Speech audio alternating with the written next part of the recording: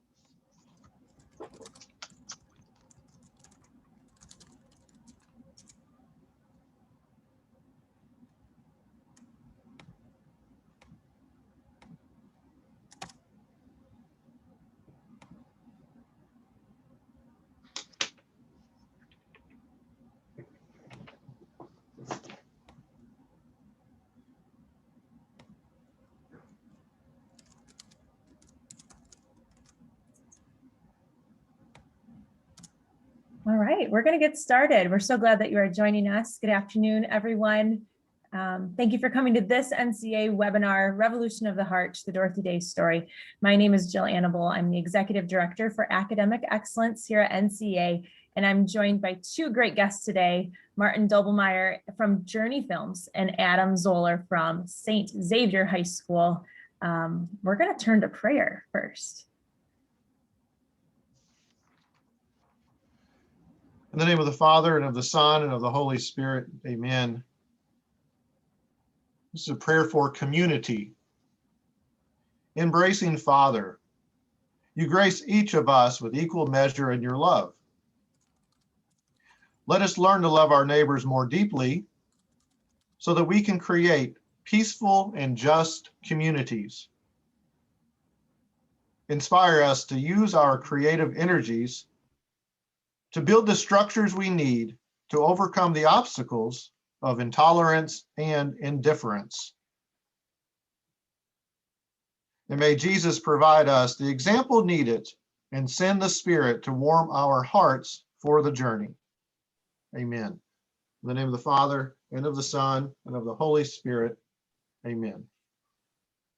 Well, I have the honor of introducing our two guests today, and we're going to have a great conversation about Dorothy Day in just a bit here. So bring your questions and all of your insights.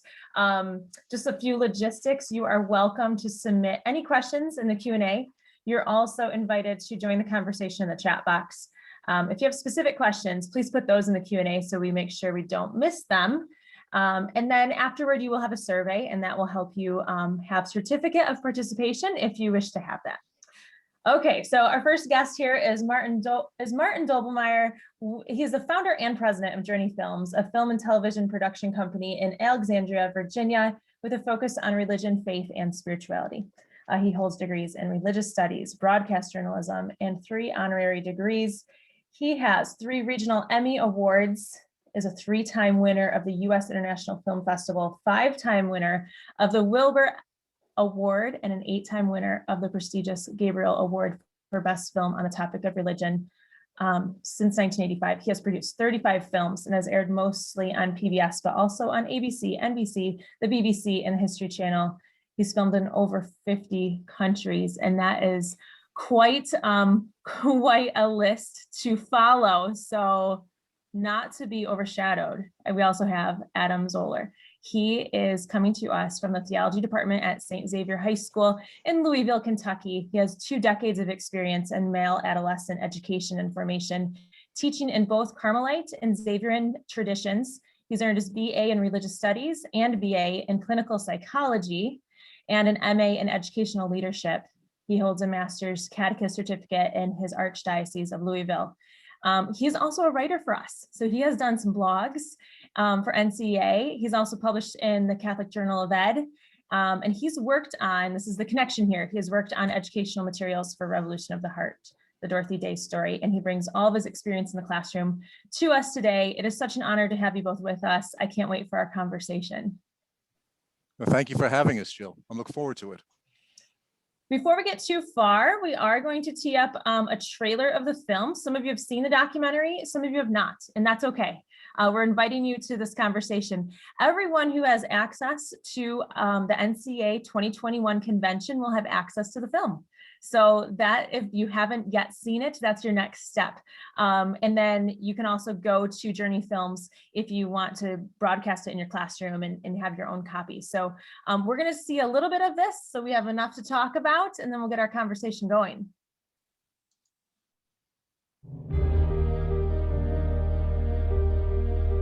In many ways, Dorothy Day was a typical grandmother. I see my grandmother as someone who was very ordinary, but also very extraordinary. I mean, I understood that she was different. Different because Dorothy Day was so often on the front lines, protesting war and nuclear buildup, creating houses of hospitality for the hungry and homeless, and earning her place on the FBI watch list as a dangerous American. Yeah, Dorothy Day is a big troublemaker. As a young journalist, Dorothy Day campaigned for those in need. Her work keeps putting her front and center in the social movements of the time. She wrote about workers' rights, child labor. She was attracted to communism, believing it was a way to improve people's lives. All part of a chapter in her own life that would leave its scars. But with the birth of her daughter, Dorothy Day turned from communism and converted to the Catholic faith. There, she discovered a path that for nearly a half-century led her to become one of the greatest champions for the poor America has ever known. She thought if communism is radical, why shouldn't Christianity be radical? This is radical. My grandmother always said that she never meant to start houses of hospitality. She never meant to open up soup lines. But what happens when you start writing about these things, people show up at the door. She wanted the people to exercise their own sense of personal responsibility. You see something that needs to be done, you do it.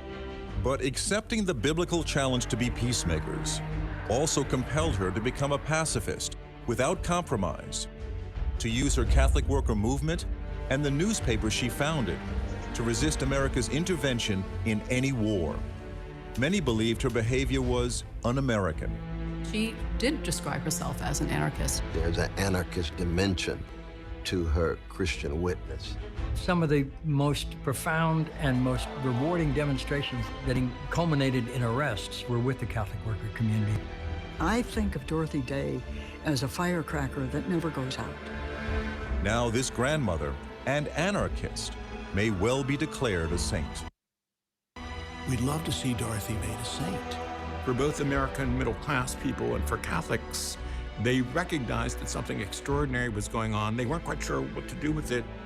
She annoyed people because she challenged them. She would say, don't call me a saint. I don't want to be written off that easily. Well, I think if you take the Lord's words, you'll find they're pretty rigorous. The Sermon on the Mount may be read with great enjoyment, but when it comes to practicing it, it really is an examination of conscience to see how far we go.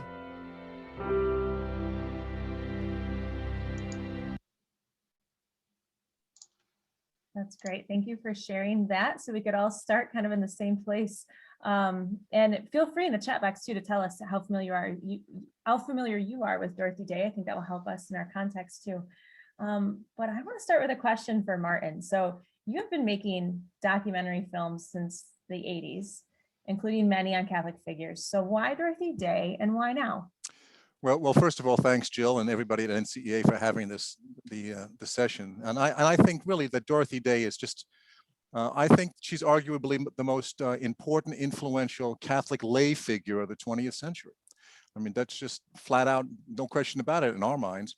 And I think in many ways, she embodies so much of what Catholic social teaching is supposed to be about. And she didn't necessarily do that intentionally. I think she simply did it as a reaction to the world that she saw going on around her. And she had no other choice but to actually take action based on the faith tradition that she had come to love and care about. So for me, I think there's natural drama in her story. I think that's what makes it, I think, really an interesting film topic as far as a documentary film. But I also think from a religious perspective, a faith perspective, that this is somebody who cannot be ignored. And I think the fact that she became such a prominent, important figure in the 20th century and continues to be an important figure in the 21st century is more than a reason to make a documentary film about her. That's incredible. The first time we talked, Martin, I was telling my own story about being a middle schooler in our Catholic schools and learning about Dorothy Day and coming home and my parents being upset. It was the first time I knew that there was a broad range of people who are Catholic and a broad range of opinions about other people who are Catholic and influential. And it actually made me more interested in Dorothy Day. It made me very pro-life. It made me very connected to reconciliation and our process of Catholics to reconcile relationships with God and the journey we have on earth. And I felt very connected to her. So the next thing I want to ask you about is actually connected to that, because fast forward to 2015, you opened the film with Pope Francis addressing a joint session of Congress in 2015. At that point, I was a high school teacher in a Catholic school, and we watched it, and something extraordinary happens in this address. Can you tell us more about that? Well, Pope Francis comes to the United States, 2015, like you said, not long after he's taken over the reins of the Catholic Church, comes to America and talks to the American lawmakers, to Congress. It's really an historic moment. And he names 4 seminal figures in American history that he thought were really the greatest figures in American history: Abraham Lincoln, Martin Luther King Jr., Thomas Merton, and Dorothy Day. And what's really fascinating about Dorothy Day is, in her own time, Dorothy Day was considered an anarchist. She was on the FBI watch list. Many people would have thought she was not a very American character. And yet he had the courage to stand up and say, no, from a Catholic Church's perspective, this is an extraordinary, an unforgettable figure that has to be remembered in the course of your own history as Americans. And we thought that was a wonderful way to start off the film, not just as an endorsement by the head of the Catholic Church, but to say that Dorothy Day is not just a great Catholic figure, she's a monumental American figure. Yeah, and I loved in the film too, I forget who it was maybe Congressman who was like, and we all thought, who's Dorothy Day? Like they recognize a list, they knew what he may address, and then here comes someone who is kind of brought up and re-energized in that moment. So Jill, I've had people write to me and say, well, why are you making a film on Doris Day? You make films on religion. And so we would have to go back and say, no, it's Dorothy Day, and it's just a remarkable character. Yeah. All right. Adam, we've left you out. I have a question for you now. So let's talk about classrooms a little bit. You've helped create the educational materials for the film. So why Dorothy Day in the classrooms of your high schoolers as an important figure in our schools?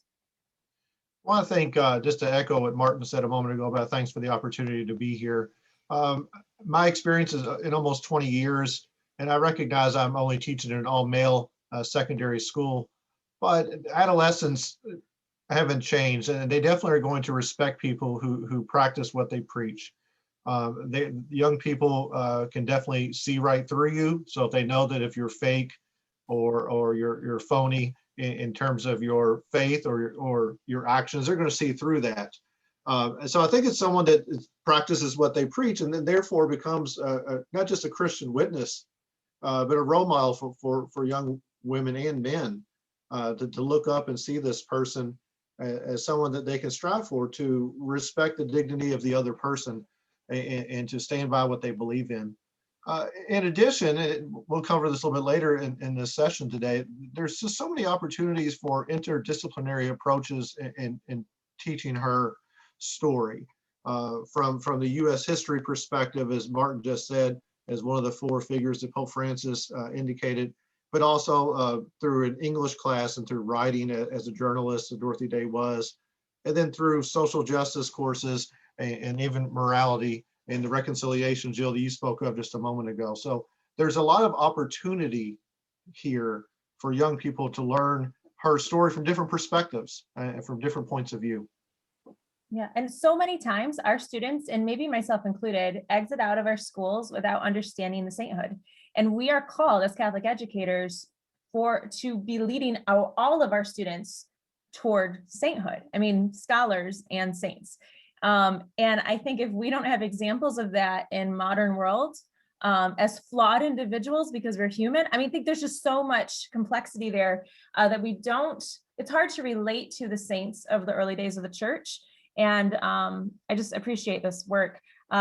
So staying with you here, I am wondering, Well, you know what? No, I'm going to ask both of you this question. Sorry, Adam, I'm going to put you on the spot.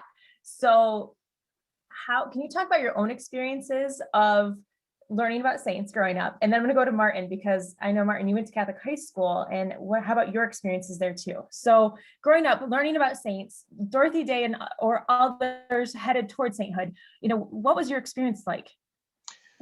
Well, I'm a product of Catholic education through high school and college. And I think my experience of that is somewhat limited to the specific saint of the parish in which I attended, or the specific saint of the school in which I attended. So as a person, as a young boy, went to a grade school, St. Paul Parish. Obviously, we learned about St. Paul and his conversion. As a young person in high school, I went to St. Francis de Sales High School in Louisville, and therefore learned about Francis de Sales. And then now teaching at Saint Xavier High School, learn about Francis Xavier. But in a way, back to my formation, it was very much limited to the school in which I was a part of. I mean, I think that's true for many parishes and schools that are going to focus on their own Catholic identity and focus on their own charism of the school. And then sometimes I think that's limited, and we don't have a larger net that's been cast to explore the other saints, especially more modern saints as well. Fantastic. And then Martin, how did your formation lead to all this work? Well, I too went to a Catholic high school. I'll put a plug in. I went to Bishop Hendricken High School in Warwick, Rhode Island. And I want to say that it was probably, as I look back at it now, it was my high school religion teacher who really opened the gates for me to let me know that religion wasn't just about the Baltimore Catechism and showing up on Sunday morning, but that there were so many other dimensions and possibilities that could be explored. And he was the one who would connect the teachings that we were getting for that week in the classroom and bringing us out into soup kitchens, bringing us out into caring for the people who were really in need. And so I'm getting an education at 15, 16, 17 years old in how the text that we're learning in the classroom relates to human beings, the reality of human beings in the real world. And he brought together for me people like Dietrich Bonhoeffer and Martin Buber. He took us outside of the Catholic tradition and taught us these are all connected. Here's where our roots as Catholics go back in many ways to other teachings. And so that's one of the reasons why I was excited actually to do this webinar with you folks, because it gave me time to reflect about how important my own Catholic high school education really was. And if I can blame anybody for these last 40 years of doing these kinds of films, it has to be these high school religion teachers that I had during the experience when I was in my teens. Absolutely. And, in the framework for high school catechesis from the USCCB gives Catholic social teaching an option as an elective, but we know that in every course, and in my own experience too, it was the questioning. It was like the freedom to question with people of the faith, like what's going on in our own lives and formation through the lives of the saints, through church history, through Catholic social teaching, that really leads to strong formation, which is why my own kids are in Catholic schools too, because we want to be surrounded by role models of the faith. And I was also going to say that what's really wonderful too is that we now have the courage to ask the questions. I think there would have been a time generations earlier where we would not have been asking questions. You were going to learn what you had to learn. But now I think there's a confidence and an openness to say, it's time to be asking the serious questions, because we might not have all the answers, but we're working hard at trying to find out what those answers should be and what God is leading us to understand about the answers to these important questions. So I think it's a really interesting time in Catholic education. I think so too. And our ability to inquire is a gift from God, and it leads us to truth and beauty and goodness. And all of that is happening in our schools in supported ways. And I mean, if our kids are going to ask the questions regardless of where they are, we would much rather have them ask of our parents and of our teachers through content like this film. So were there themes in the film, in the life of Dorothy Day, that you found particularly important or provoking? Well, I think there are many themes in the film that are important, but I think one of the ones that I think might be provoking from the point of view of presenting them to Catholic high school in particular is Dorothy Day's notion. It's a profound notion of personalism, that each one of us can't simply sit back and wait for an institution, the state or nonprofit organization, to solve all the problems that are going on in the world, that we have an obligation as people of faith to take on what's going on around us and actually have our own personal response, that God calls us individually to respond and not to abdicate personal responsibility for that. So I think we have a clip for that. I don't know if you want to introduce it, Jill, but we have a clip from the film that talks directly about the notion of personalism. Great. This is a great moment from the film. Absolutely. We're living in these times, a time of tremendous failure of man's sense of responsibility for.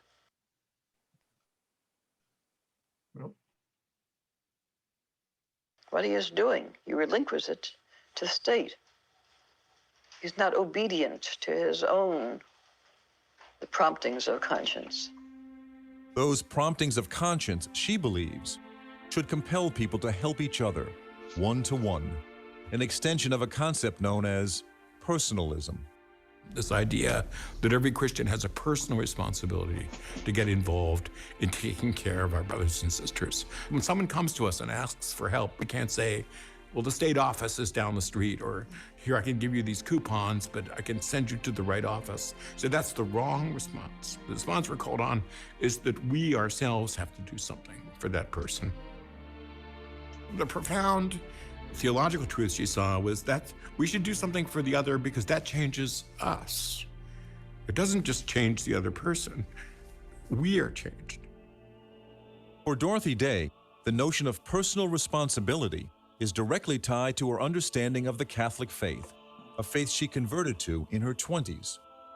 She was a conservative Catholic, meaning the liturgy was important to her. She wasn't, as people might think, a religious leftist. So Dorothy, on theological matters, ecclesial matters, biblical matters, was actually quite conservative. And she was radical in her social, economic, political views because of her conservative faith. So this is like the age-old question now for Adam. And in my former life, I was assistant superintendent in the Diocese of Grand Rapids. I oversaw all the curriculum. And as we refreshed our theology curriculum, it was the big questions of, can we teach this? You know, like, can we teach personalism? I want to hear, really, Adam, how have you approached this? Well, I would say that if we're looking at the gospel message, and I think what Dorothy Day was mentioning is that it's not easy. It is a struggle. It's a challenge if you're truly a Christian witness to carry your cross and see the dignity in other people. And I think what I've focused on in 20 years of doing this is the importance of service. Is that putting, your action, the words into action. How do you volunteer at your parish? That's one thing, but how do you also serve the poor, the marginalized in the community? And I think that's the direction we can go. And so many programs in high schools offer service as a requirement. Obviously, in the sacraments, the sacrament of confirmation, a lot of programs offer or require service for that completion of that sacrament as well. And I think we have to do is not just make it a mandate by the high school teacher, but to continue to encourage families the importance of serving in their neighborhood, serving at their parish, serving in the community. So it's not just one more thing a student has to do to check off his list or her list in order to graduate high school or to receive a sacrament. It has to be a mindset, and in a way, that it obviously is going to take a village. It's going to take the student to understand that this is important, not just because theology teacher said so, or not just because the Catholic principle said so, but it's important because it also comes from the parish. It also comes from the priest. It also comes from coaches in the building or administrators, counselors. It also comes from the mom and dad or the guardians at home, that all of us together have to be on board to understand our charitable works and also specifically in social justice, trying to remove these root causes to improve the systems that so often hold people down in our society. I was just going to add too that I think sometimes we think of education in a very didactic way, but I think sometimes the best teachers are simply the ones who open the eyes of the student, to let them see something through a new lens that they hadn't been able to see before. And that's what really sort of cuts through all the information down, and that speaks to the heart, directly to the heart.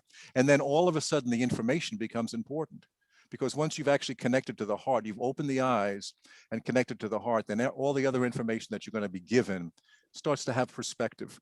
And so, at least in my own life, I know the teachers that had the most impact on me were the ones who simply opened my eyes.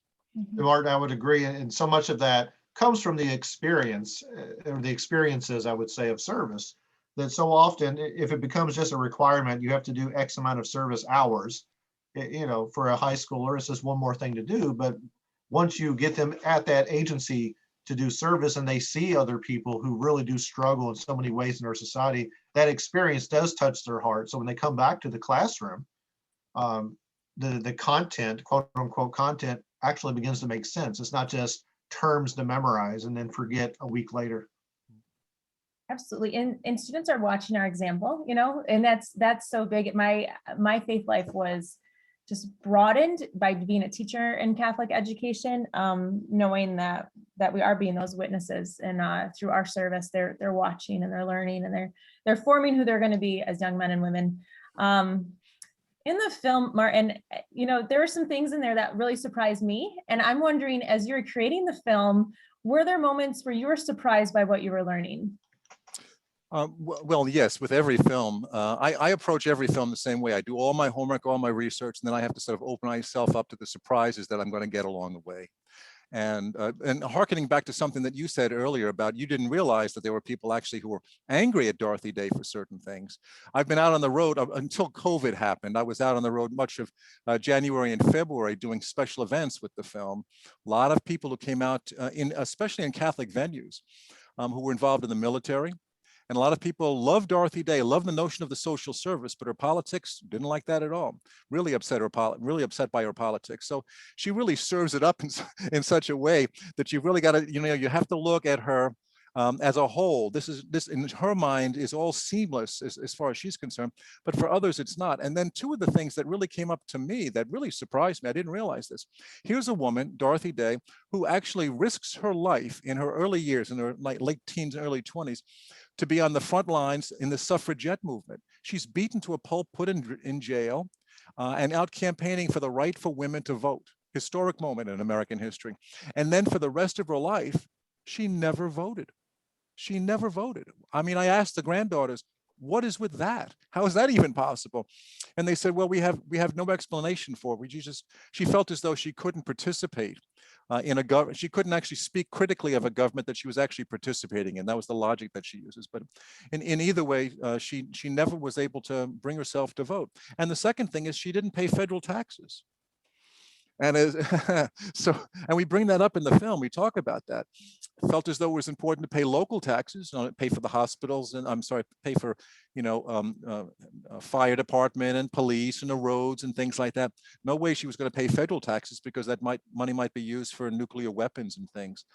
So as a filmmaker, I tell the story as it is. That doesn't necessarily always mean that I believe, and I'm with her on everything as it goes, because Dorothy Day serves up a lot to have to deal with, and that's why I think she's so fascinating. Yeah. Well, and any of those who are headed towards sainthood aren't the quiet ones, right? And I think we have a lot to learn from the stories from different eras of history of those who are holy. So at the time, Dorothy Day was considered a radical, yet today she's being considered for sainthood. Can you just tell us more about that? In the modern world, what is that like, and what is her story? Where does it fold into all of this? Well, Dorothy Day is on a track to become a saint. And again, I say that how interesting this is. I mean, she was on the FBI watch list. She was considered a serious radical. There were a lot of people in the Catholic Church who were very disturbed by Dorothy Day in her lifetime. But here it is now, 2021, and she's already been declared a servant of God. So that means that the official process of her canonization is officially now accepted by Rome and is underway.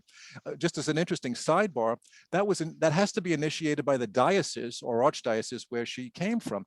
So New York had to advance the cause of Dorothy Day, and it was done by Cardinal John O'Connor, who in his day, especially in the 1980s, was probably as much a hawk on the board of the Catholic bishops as anybody out there. He was in charge of the military vicariate, the representative of the Catholic bishops to the military.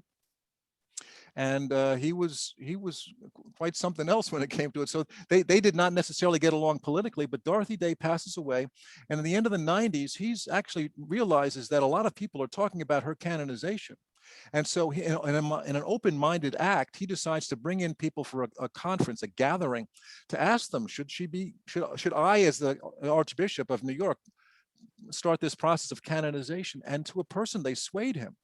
And so he was one of the, I think he's one of the first miracles, frankly, that he was actually out there campaigning, advancing her cause for sainthood. So that began 20 years ago, 21 years ago, when they started with that. And then the last many years, what they've had to do is collect all the written material around Dorothy Day, do extensive interviews and have it all transcribed, collect all her letters, her diaries, her speeches, all her writings from the Catholic newspaper that Adam has put up here, the Radical and Saint, all the things that she wrote over the course of her lifetime, which were enormous amounts of material, and collect all of that, package it all together, and that's going to be going to Rome in the next few months.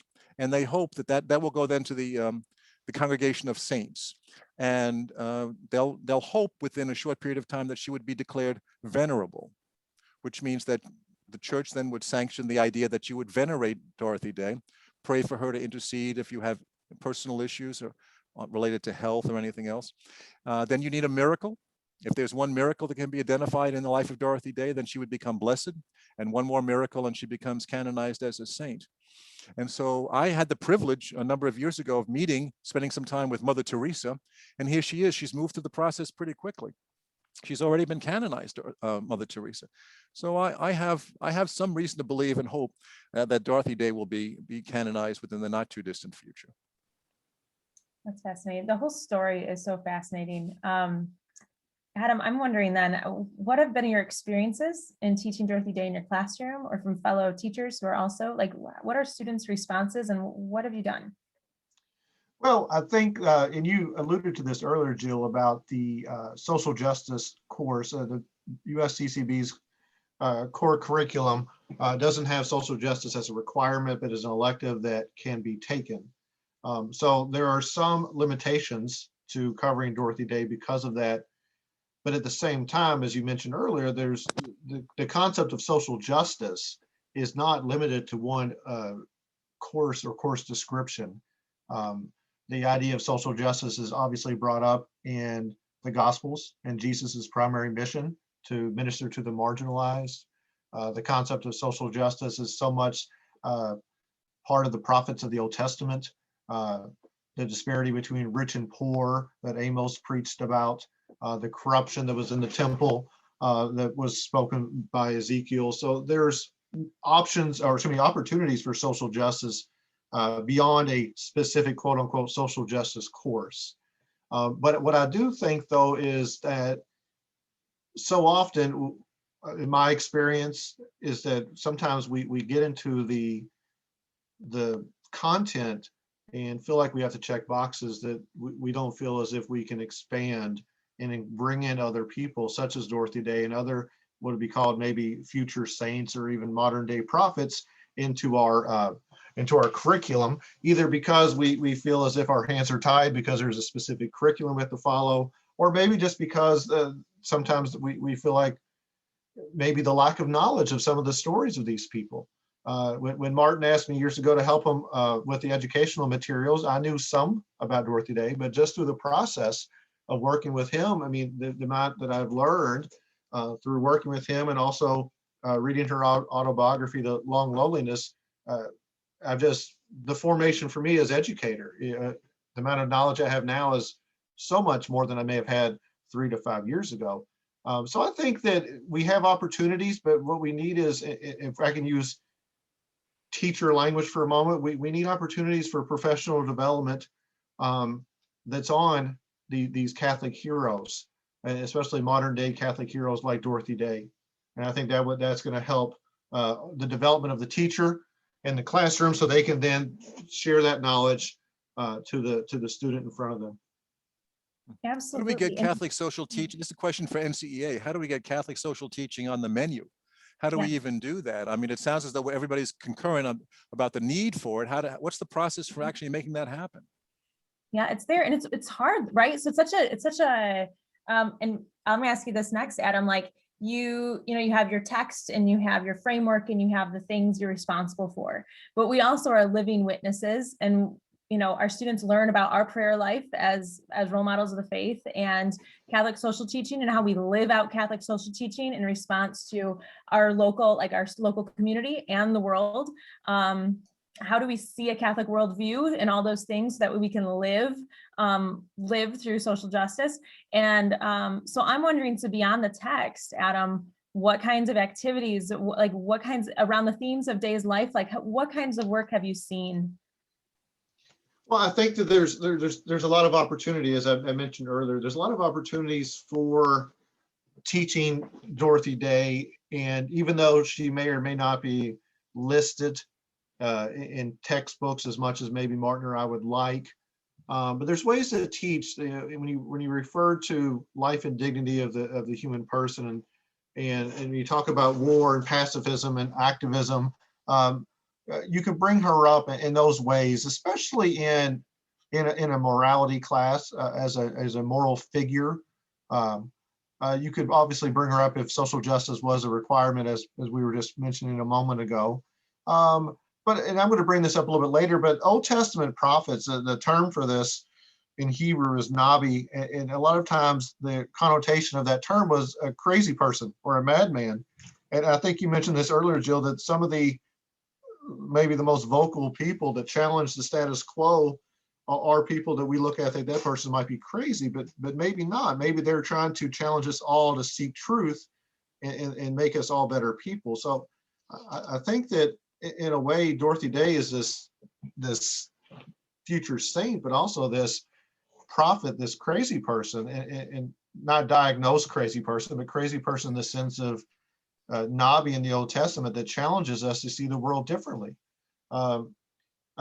G.K. Chesterton said that a prophet is someone who sees the world upside down, like sitting on their head or standing on their head, that they see the world differently than the rest of us. So there's ways to talk about her as a moral figure. Obviously, there's ways to talk about her as someone who works for the dignity of the person in a social justice class. And there's ways to connect Old Testament figures of prophets to maybe more modern day prophets as well. Some other things, and then what I came up with here, and we'll see in the next few slides, are just examples of things you could do in a classroom teacher. Now, these are all geared towards secondary school, so they're all geared towards high school. And that's not to say that some of these ideas couldn't be modified to go to a middle school curriculum in a religion or theology class. But we're talking about pacifism, and if we're in a U.S. history course, we're talking about maybe World War II. Could students have some sort of dialogue, some sort of interview process, a dialogue, or even a skit where someone like the student plays the role of Dorothy Day, a student plays the role of FDR, a student plays the role of Winston Churchill, and they're all discussing the war and whether the war is just or whether the war is necessary or a need. Now, keep in mind, this type of activity, whether you do it as a skit or some type of dialogue or interview, I mean, it's controversial. I know that going into it, but I created it, the idea, because Dorothy Day was controversial on this mindset about the war.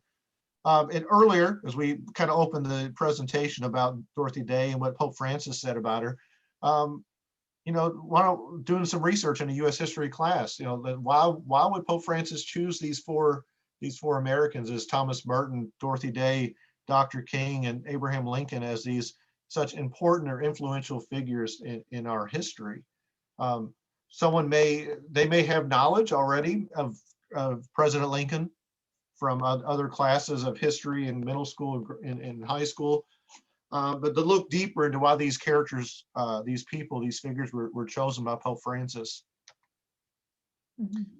I mentioned also there's an opportunity for in an English course or a writing course, or if there's an elective as a creative writing, can we write, as Dorothy Day was a journalist, can we challenge our students to have a writing assignment to maybe their school newspaper, which draws awareness to social inequalities? And there's a link on this slide that goes back to Journey Films, because that's one of the ideas I worked on with Martin, to say, let's model after Dorothy Day as a journalist, and let's advocate for change. And maybe there's issues at everyone's school, and all these schools are different in their neighborhoods and communities they're a part of. But maybe there's inequalities in the school building, or maybe there's inequalities in those cities where the schools are located, that students could write about these inequalities, since similar to how Dorothy Day would have done.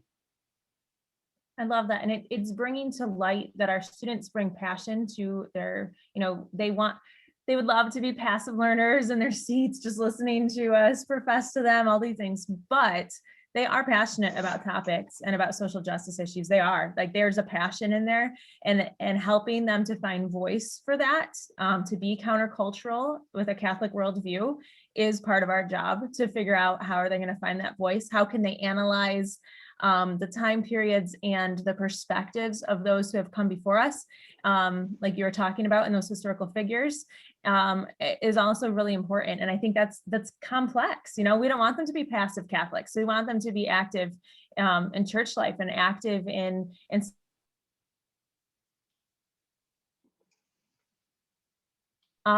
I am hoping, I don't know if I just timed out a little. So Martin, do you see Dorothy Day as a historic prophetic voice? Are there... Sorry, I lost the question. You were cutting in and out. So you see Dorothy Day as a historic prophetic voice, but are there others like her? Mm-hmm. Oh, well, yeah, there are. I mean, here's what's really interesting to me. I'm going to mention one in particular in just a second. But what's really interesting from Dorothy Day's time to our time is that in America in the 1950s, 60s, 70s, when we had all these monumental questions about civil rights and nuclear war and Vietnam and all these big macro questions, especially the media would turn to religious figures and ask for perspective. That's how these people became better and better known, because the media was interested in getting a take on what a person like Dorothy Day think about these particular issues. We don't do that anymore. We don't turn to religious figures to get some sort of moral perspective on all the issues that we're dealing with. So you don't have figures like Reinhold Niebuhr, even Martin Luther King Jr. These were people that we would turn to and ask for their sort of prophetic vision of what's happening here. How should we think about this? And yet there are still wonderful, wonderful people doing great work that's very Dorothy Day-like. I'm thinking in particular of a nun at the border between the US and Mexico, Sister Norman Pimentel. And I had a chance to talk to Sister Norma, and she's helped over 100,000 people who found themselves at the border down between the US and Mexico. And she works for Catholic Charities. She's a wonderful Dorothy Day-like figure.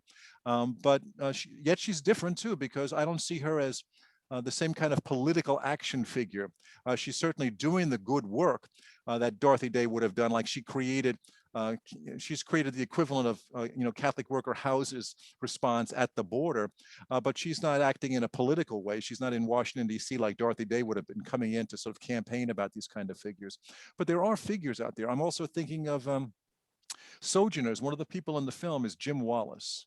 Very, very charged political figure that I think does that out of a solid grounding of his faith tradition, really knows his text, knows his scriptures, knows his religious teachings, and knows that calls him to be a prophetic witness, a prophetic voice on issues of race and inequity in terms of the economic sphere in our country.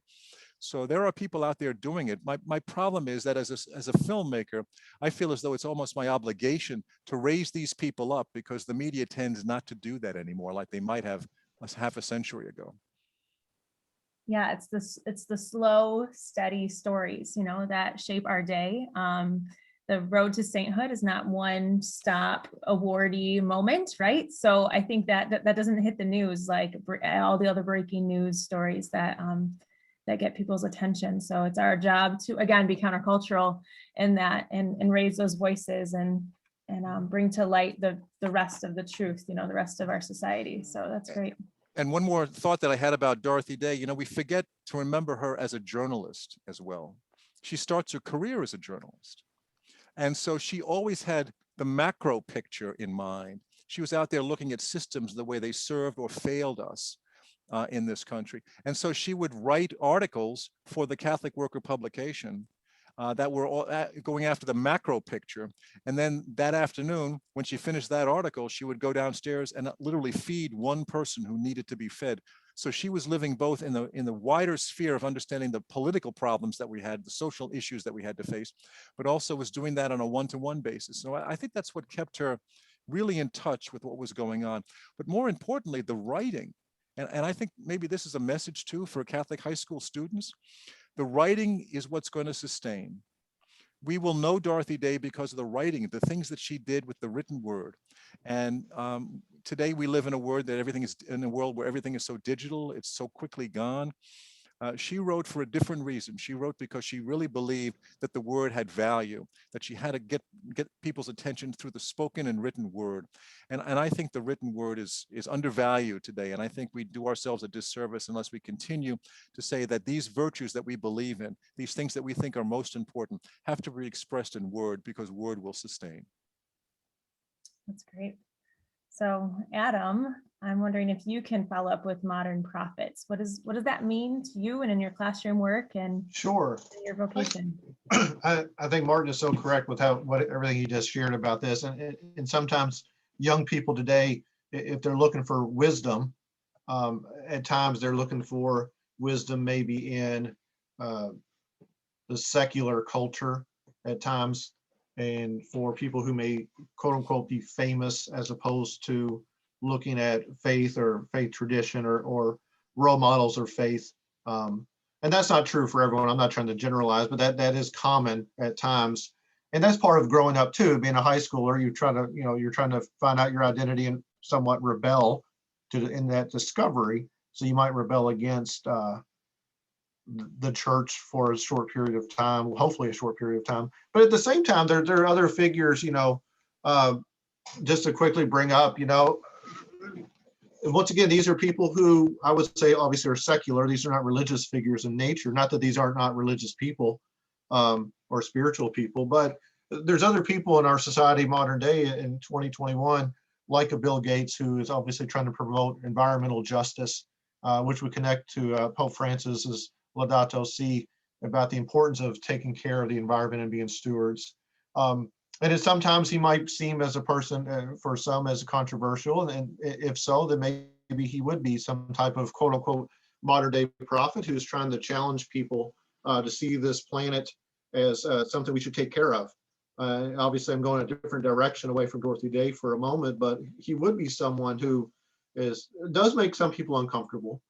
Another person in modern history would be Muhammad Ali, and I'll bring him up as my own interest, but also as a person from Louisville, Kentucky, who spoke about racial equality. And as Martin mentioned earlier, the maybe some of the political views of Day were controversial. I would think that we know that Muhammad Ali's, some of his words were controversial as well. And I often wonder when he spoke, if he was not speaking not about himself as quote unquote the greatest, but instead maybe he was trying to challenge people at that time to recognize that the African American community was equally great as the white community in our country, and that everyone deserves a chance to be seen through the eyes of equality and dignity, and through the eyes of God, and not by the color of their skin. And some of his words obviously echo Dr. King's words at that time in the civil rights movement. But these are people, as maybe Muhammad Ali might be more controversial than Bill Gates, but these are still people who they are in their words are challenging the status quo and challenging the way we see the world. And I think that the ultimate goal is that we're trying to seek truth. And I think that they live those type of lives. And I think Dorothy Day is doing the same. How do we take care of our neighbor? How do we see other as through the lens of the gospel, through the lens of the Beatitudes? How do we take care of the person who is sick or homeless? How do we see the marginalized in our community, in our neighborhood? How often do we visit the sick people in our community? And for high schoolers, the same thing is true. We offer service opportunities for them to expose them to the marginalized, so they understand the dignity of all people, not just the people that's inside of their family.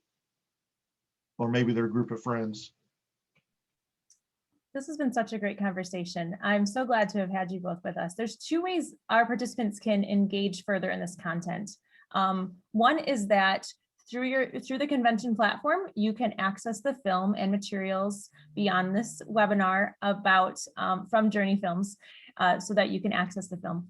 The other is on the Journey Films website, you have access to the educational materials that Adam and potentially others have developed, so that you can use the film in class at the high school level and have activities and thought processes around that. We are so glad to have had you with us. Final thoughts from either of you? Well, just from my end, I have to say that I began this work many years ago, and I felt God was calling me to do this work. Some of that, a lot of that actually was shaped in my high school years.